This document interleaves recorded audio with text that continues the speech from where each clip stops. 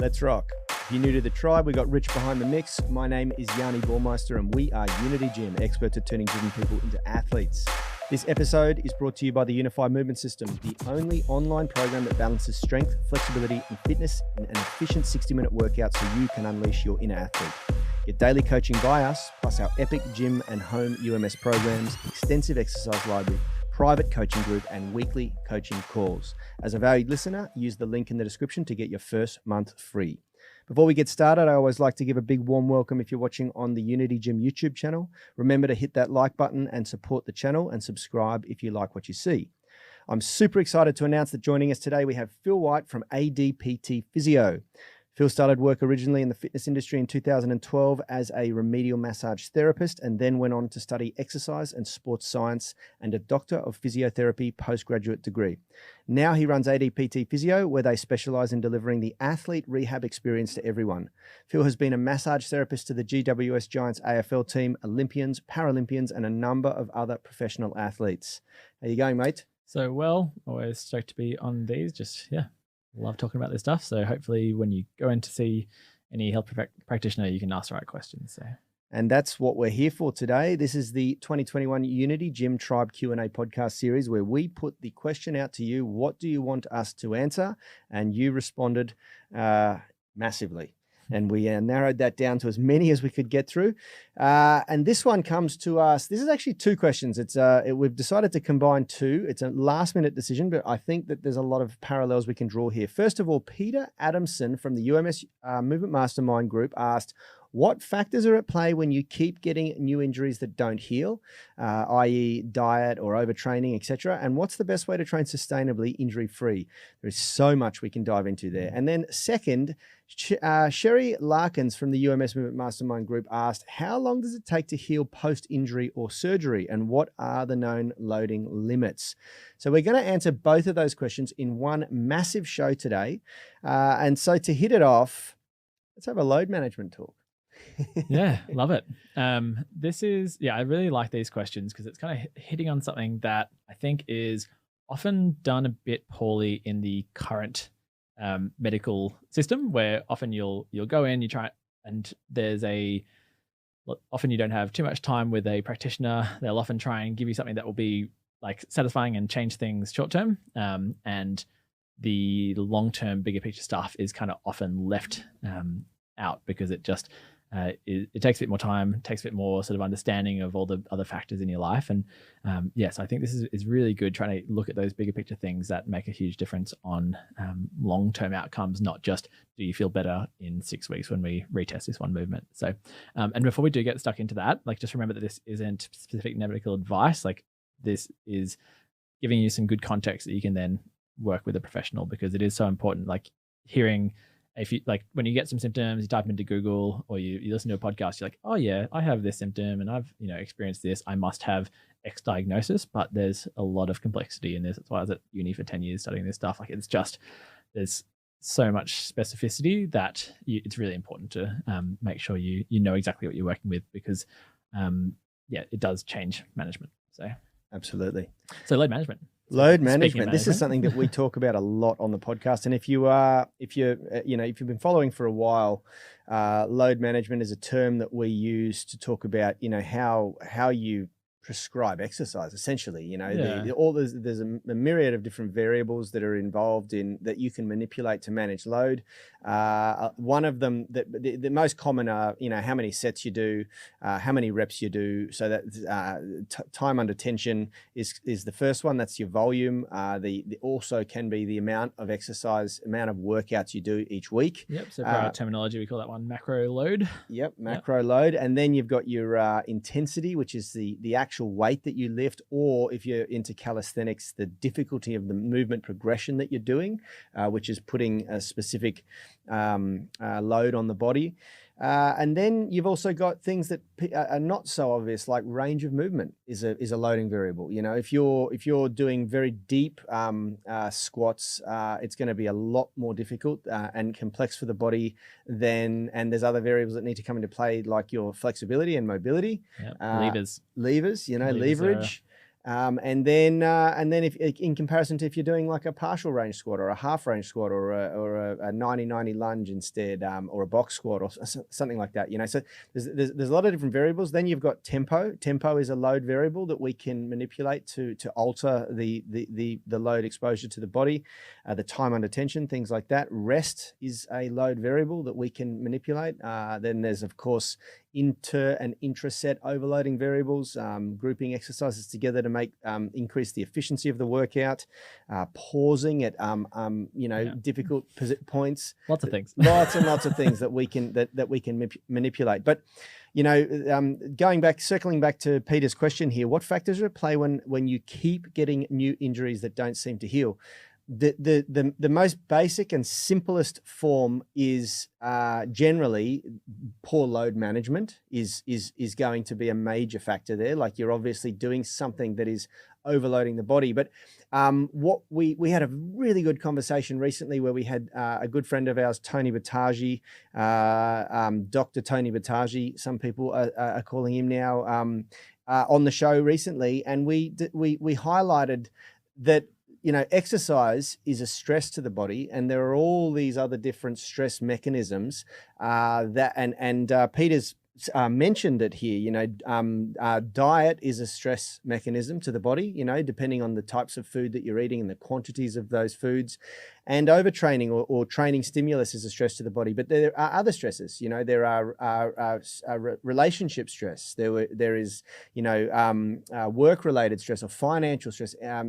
Sleep stress if you're having really poor quality sleep and recovery, and so all of that plays a role.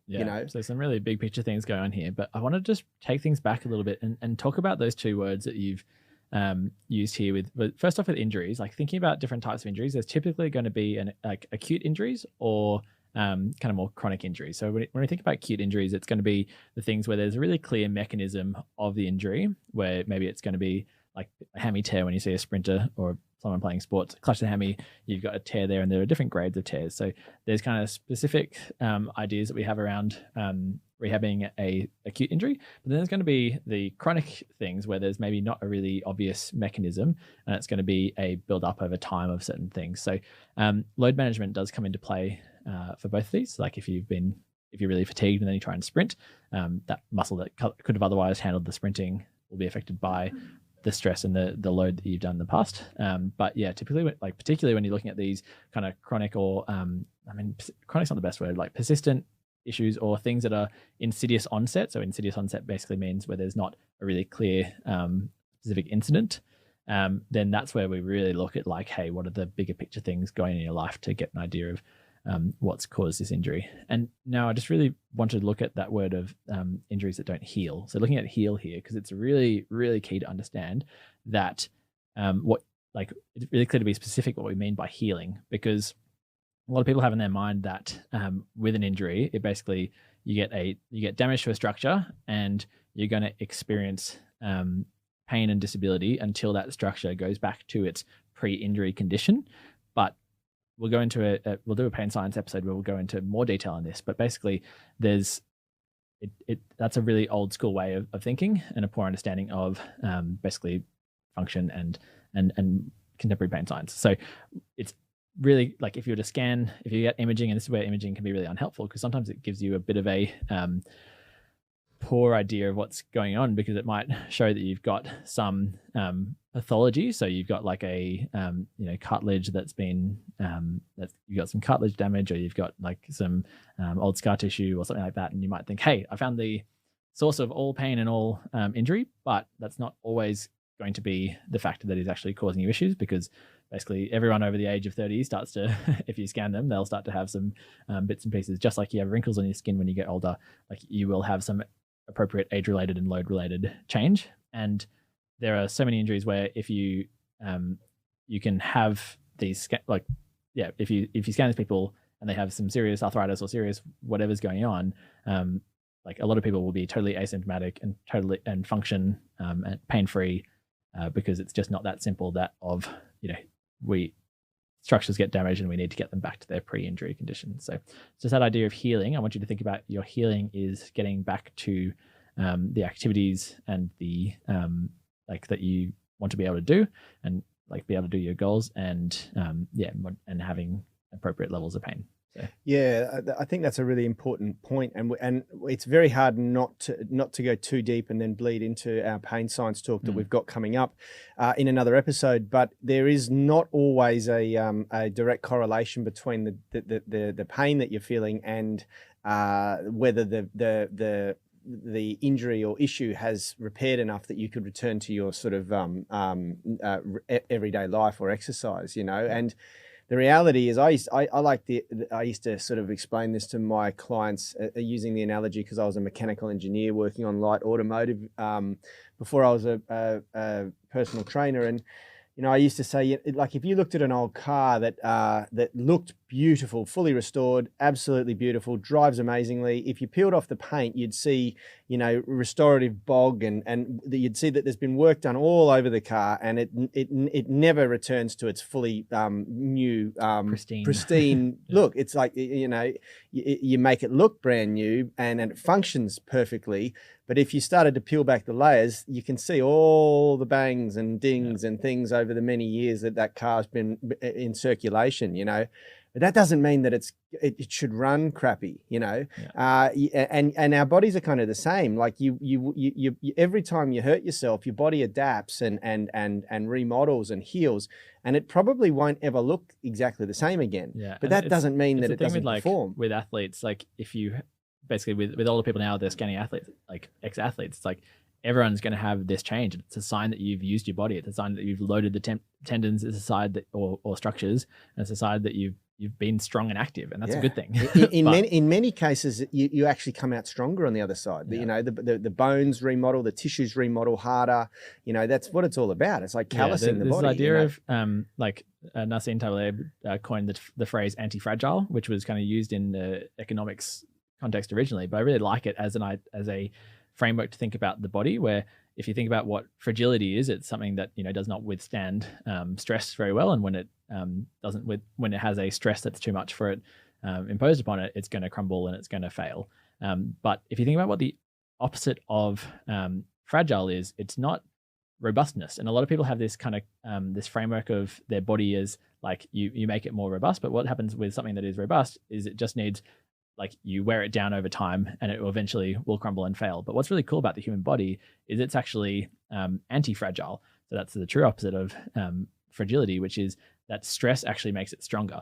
But as I've talked about before, like exercise and stress it's all about dosage. And just like medication, if you take the right amount of medication, you're going to have a good health outcome for whatever that medication's for. But you can overdose, and you can take too much, and you can have really bad outcomes. So I want you to think about stress and exercise stress particularly as this idea in the context of anti-fragility, which is if you don't stress the structures, then they will get weaker and you'll become less capable and you'll become more fragile over time.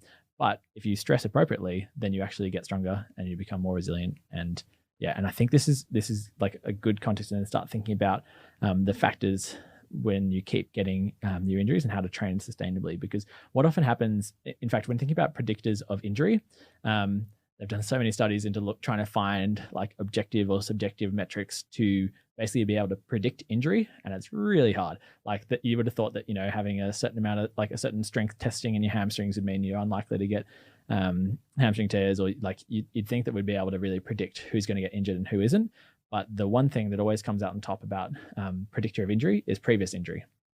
Because one of the things that often happens with injury is that you take time out of what you're doing. You start to decondition to the regular activities that you want to be able to do. So for example, someone who's training in the gym, if you're used to training 5 days a week with the Unity program, if you get injured and then you take the next 3 weeks off, that's enough time for your body to start being like realizing, hey, we don't need these structures so much. Or we don't need to be quite as anti-fragile in these particular, tendons, ligaments, muscles, bones, cartilage, and you start to become deconditioned to the movement. And that's why I'm sure everyone after lockdown has got back into training and realized that everything's heavier and feels harder than it used to be, because your body will basically decondition. And that's what is so common with injuries, particularly with like old school approaches to rehab, where people would pluck you out of whatever you're doing, give you a really targeted, focused, specific exercise program that, for an example, if you got a hamstring tear, it's going to be just doing a whole bunch of hamstring exercises and doing nothing else. But then if you get back into sport and you haven't been conditioning your body to the rest of your body, then you're going to have another weak link that's going to go. And then it's this like this like kind of cycle of you get injured, you rehab that one area, but then you decondition everything else. And then now you're deconditioned for your activities. So you do what you used to be able to do, but suddenly that's excessive to what your body can handle. And then you go down and down and down. And this is what happened for me when I was playing ultimate frisbee for 11 years, is like at international level, is like I didn't have this understanding, and I'd see physios or chiros or whatever's, and they'd be like, oh no, you need to take some time off. And then like, and it just got to this stage where I was like, what the hell? I can't even play this sport because every time I try and go back, I'd injure myself. But as I've developed this understanding, and as we've sort of started to realize with this modern approach to rehab, like it's so important to treat injuries as an opportunity to work on, like to stay as fit and as capable as you can for your desired activity, and work on those weak points to make sure that when you come back, you're not deconditioned and you're actually going to be stronger. Double down on the things you can do. I found that really interesting talking to Tony the other day. What was it called? Catabolic crisis. Catabolic crisis. You know, we know very clearly that after the age of 50, we start to lose muscle mass at an alarming rate, and strength. Muscle mass was 1 to 2 kilos a year, and strength was 4% or 3 to 4% per year. But what we thought was that it was a linear regression, and the modern research has disproven that theory now and shown that it's due to periods of abstinence from exercise stimulus due to an injury or an illness or something like that, like bed rest. And he gave us the example of post 50 years old, 1 week of bed rest due to an illness or injury requires 6 months of intensive resistance training to recover the muscle mass and strength, which is quite shocking, and you can see how this could really, really play into, come into effect and play into your injury recurrence rate, because you get an injury and your natural, and I get this too, my natural instinct is, okay, well, I'm just going to let this heal and focus on other things in life, like maybe double down on work, or double down on spending some time with my family, or, do something else that's really important, that's high on your values and priorities list, whilst you heal, per se, from your injury. But what you're doing there is way more damage to your system than that injury probably did, because you're just deconditioning at a really quick rate. I think it's really like tissue healing times probably is quite relevant to this conversation around like what tissues remodel at what rates. But I think and this is where we can transition into Sherry Larkin's question. Like healing post injury with post surgery. But I just want you to understand that, like, with these tissue healing times, like, there's certain, they say like, oh, a muscle tear will be fixed by 3 to 6 weeks, and a tendon will be slower, and then a cartilage will be slower again, and ligaments and bone. But the thing to understand is that you're in a constant state of remodeling. You're in a constant state of tissue turnover, sorry, I should say. So you're constantly building new tissue, and you're constantly basically recycling that tissue as well. So your body's going to be in this flux of, like, well, for muscle, for example, would be hypertrophy and atrophy. And so as you do get older, you start to have, it's a bit harder to get as much hypertrophy, and you get a bit more atrophy, and that's why you do get these decreases in muscle size and strength. But yeah, certainly when you don't have the stimulus to get that balance right, so limiting atrophy and increasing hypertrophy, that's where you start to get that down over time. So it's just really important to understand that it is like you need that stimulus of load to get that. And with transitioning to Sherry Larkin, before we do that, very quickly, I just want to give my 2 cents on, from a macro perspective, summing up Peter Adamson's question here. So what factors are at play if you keep injuring yourself? Very first, you need to address the load management question. Are you just simply mismanaging load? Are you doing something that's beyond your current capability? Are you doing something that's beyond your lifestyle capability? Meaning, I'm not getting a lot of sleep and I'm still trying to really belt myself in the gym, or I've got a hell of a lot of stress at work right now that's really quite intense, and I'm just trying to go and make up for it by training really hard in the gym. Eliminate that first. Load management based on, first, what your capability is, what your body's conditioned to and able to do. There's no shortcuts with training. You have to layer upon layer upon layer of workout that progressively overloads the body at the right pace for your environment, for your lifestyle, for all the other factors that are at play.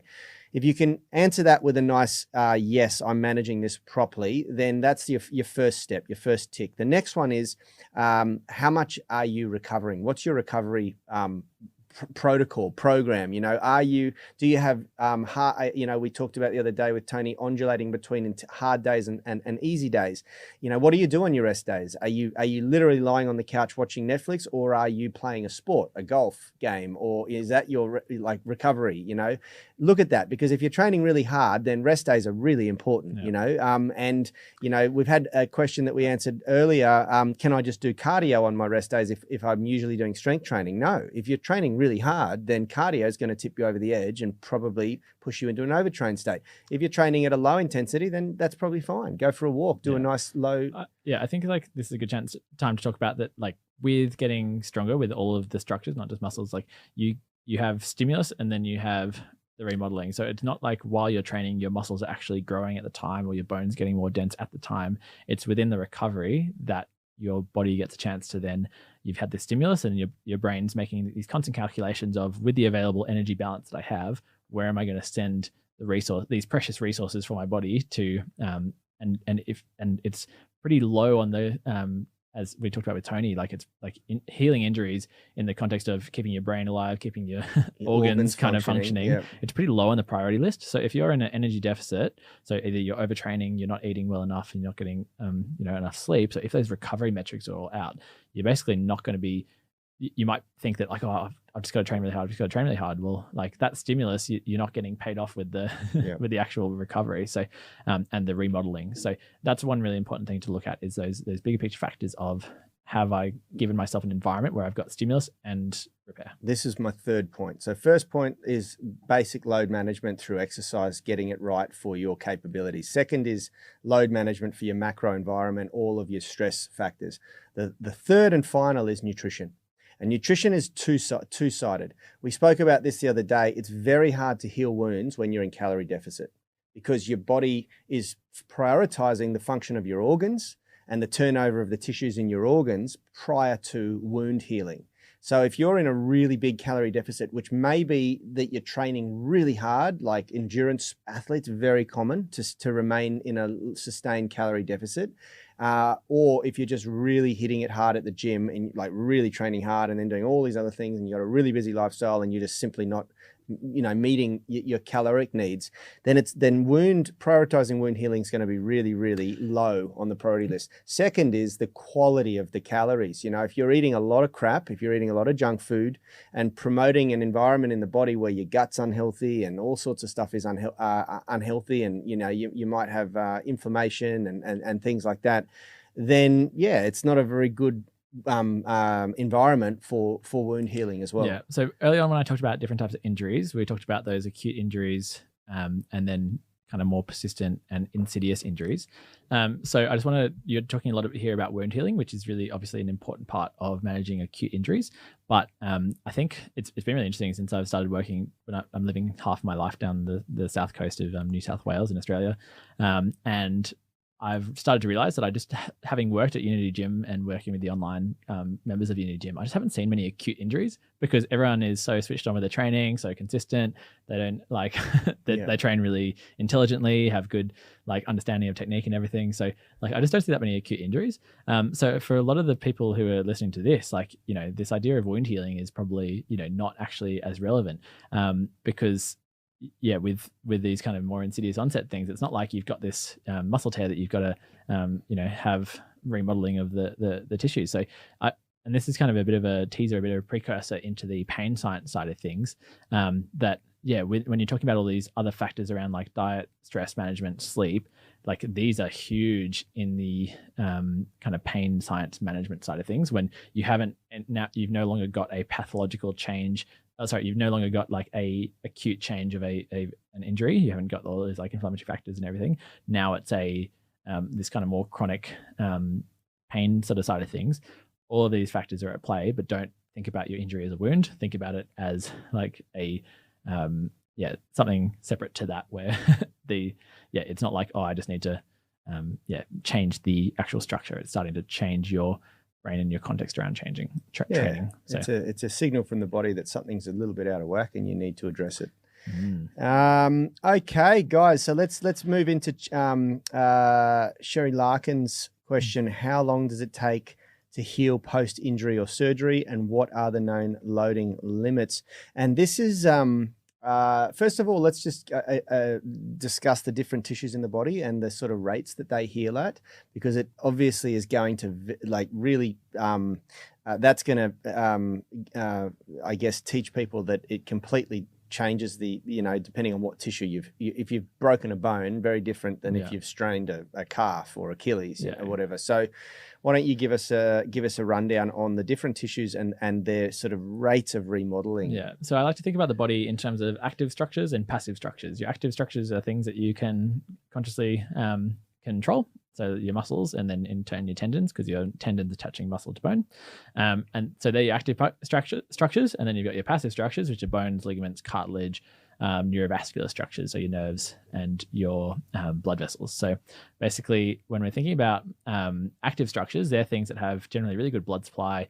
And so with muscles, they are the ones that will heal the quickest. So if you do a tear of your muscle, when you say a tear of your muscle, that might be anything from a few frayed muscular fibers up into like a complete rupture. So there's different grades there. So grade like 1 is a little bit. Grade 2 is really annoying because it's a massive variability. It could be like it's kind of a bit unclear where grade 2 starts and stops. But then grade 3 is a complete rupture. So there's just an idea about the grading. But you're typically thinking with a muscle tear that over the course of somewhere between 2 and 6 weeks, like your muscles will generally have healed. So of course, when you've got full ruptures going on, there's some complications there, and it's worth looking at, surgery. Potentially surgery. They don't usually find each end and reattach on their own. No. But there are actually some sometimes people don't get their, like you've got 2 heads of your bicep, and sometimes people rupture one and they just leave the other. So it's not always surgery, but just something to keep in mind. We actually had a guy train here for a while who'd ruptured both biceps on both sides. You remember that guy, Richard? Yeah, that's full. And he just had these ridiculous looking biceps because one head of the bicep on both arms completely torn. Yeah. So the thing to think about with these rate of healing, I want you to think that it's not like you get to 4 weeks and then suddenly it's like you've done your time. Now here's your muscle back. As I said with tissue turnover, you've got this constantly happening over time. So just keep in mind that this is your body is in an ever changing environment, and what you do with it, like every part of that time is going to matter. It's not just about what you do at that 6 week mark. So with tendons, they have a lower blood supply, and they're generally going to be sort of a bit longer. And so remember, we're talking about tendon tears or ruptures here, which is different to tendinopathy, which is what we've talked about in a previous episode. So if you're in a tendinopathy specific thing, this won't apply, because with tendons, it's typically more like 4 to 8 weeks, depending on the severity. But that's kind of your and potentially even slower with tendon, depending on the ones. So I know it's annoying having it depends, but it's going to depend. So yeah, just like we said before with tendinopathy, like it's very different. You can't just wait 6 weeks and wait for it to be better. But if you have tendinopathy, go listen to that episode. So for bones, you're kind of looking more at like 6 to 8 weeks. Ligaments, kind of 10 to 12 weeks even, because you've got much less blood supply. And then cartilage, they're avascular, and which means no blood supply. And they're also they don't have nerve supply either with cartilage. So it's an interesting one when looking at arthritis. People sort of see like on scans damage to the cartilage and therefore think, oh, I'm going to have pain here because there's lots of damage. But the cartilage doesn't have any blood supply, well, like very little bit. Like some parts have a very little bit, and it doesn't really have nerve supply. So you're not actually getting nerve signaling from your cartilage. So just an interesting one there for you if you've. So why do you feel so much discomfort when you've got a cartilage tear in the meniscus in your knee? Yeah. So again, it depends on where in the meniscus certain parts have a bit more blood supply and have a bit more kind of interaction with the bone itself. But that's probably a good one for the pain science lecture, one which we'll get into shortly in the next episode probably. But then there's also nerve damage can kind of heal, like it's sort of more in like millimeters per day sort of thing for and it's pretty slow. So let's just give you a kind of a big idea, like big picture idea of the different tissue healing rates. But again, think about this as for acute injury, not for persistent, insidious, long-term stuff. Yeah. One thing I've found, and I'm one of the fortunate people around here who have had quite a few surgical interventions on my body, because I tend to push myself to the limit. And there's a lot of injury, pain science, and psychology that goes into the concept of having surgery, because I find that once you've gone under the knife, it is a much harder thing to get your mind around healing. But the rate that they want you to get back on your feet and get moving again is almost instant. Like I was quite... So now it's instant, like literally. With ACL injuries these days, with knee replacement, it's like you wake up from surgery, great, the physio's standing there like, you ready to go? Let's go. Literally, you know, and it was hilarious when I had my knee reconstruction done now 6 years ago, 7 years ago. I woke up in a recovery room, and there was 4 guys in the recovery room, and all of us had done ACL reconstruction from a soccer injury. It was hilarious. And we were all comparing our, and the day that you'd sort of woken up, the physios, all these young physios come in and like, right, let's go, Mr.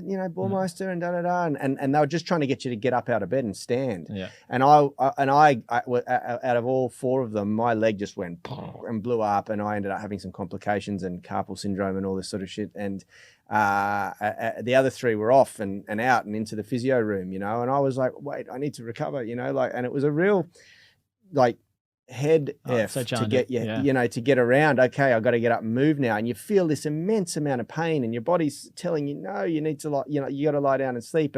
But the reality is that your body needs to get on with healing, and part of that healing process is getting movement and getting blood flow and not losing your range of movement. It's basically like your brain needs to keep talking to those areas of your body and say like, hey, we need this. Yeah. Because we talked about, even a week of bed rest can have a massive change on, basically you can lose your muscle because you're not getting that stimulus. You're only getting the turnover. So it's a really interesting one. And it happened the early loading has been shown again and again for basically every condition, that it's the way to go. Is like, and obviously you've got a physio there doing it with you, so don't if you get surgery, don't think, oh, I need to be up and then still attached to all the different lines machines and whatever. But, and so with this, I guess she's asking about what are known loading limits. So that's going to be something that you like, if you're doing it, it's very dependent on what you've had and the other context of what's going on in your body, and what you were doing prior. Yeah, 100%. But that's going to be very much directed by the surgeon and the physio that's working with you specifically for your post-op rehab. But the key thing to realize is with that, what you're doing prior to surgery is so important. And there's been lots of research in knee arthritis, particularly with looking at kind of pre-op rehab, where people do because waiting lists are often quite long for knee replacements. It's sort of, often like 12 weeks of lead up, where basically they've got people really stuck into strengthening rehab programs. And there's quite a high percentage of people who by the end of the 12 weeks, I don't actually need it. Yeah. But even if you do get it, all that work you've done before is going to be so beneficial to post. That was kind of myself. I mean, I did a lot of research, and I had great mentors like Tony to bounce ideas off, and everyone suggested get as much strength as you possibly can before you go in, because you're going to lose a lot of it, and the more you do now, the quicker you'll bounce back, basically. And I literally PB'd my squat the day before I went into surgery. I did a 180 kilo back squat, and that was with no ACL and a whole bunch of damage to my meniscus and MCL medial ligament as well. And most people were like, geez, dude, I had Bass and Cam here going, you don't really need surgery. Like, you've just done a 220 kilo deadlift and a 180 kilo squat in the same day, and you're going to get your knee torn apart tomorrow. Yeah, what are you doing? Non-operative management is getting more and more common in ACL. Yeah. Injuries, but that's a whole other big conversation. There you go, with known loading limits, it's entirely going to depend on your context, and so this is not one that I'm going to give you specific. What I can give you specific feedback on is do as much as you possibly can, always. Yeah. Then when time comes, if in the event that you do hurt yourself and need to go in and get surgery, you will recover quicker. Yeah, and just specifically on what you can do as well for maintaining muscle mass and maintaining function when you've had injury or surgery.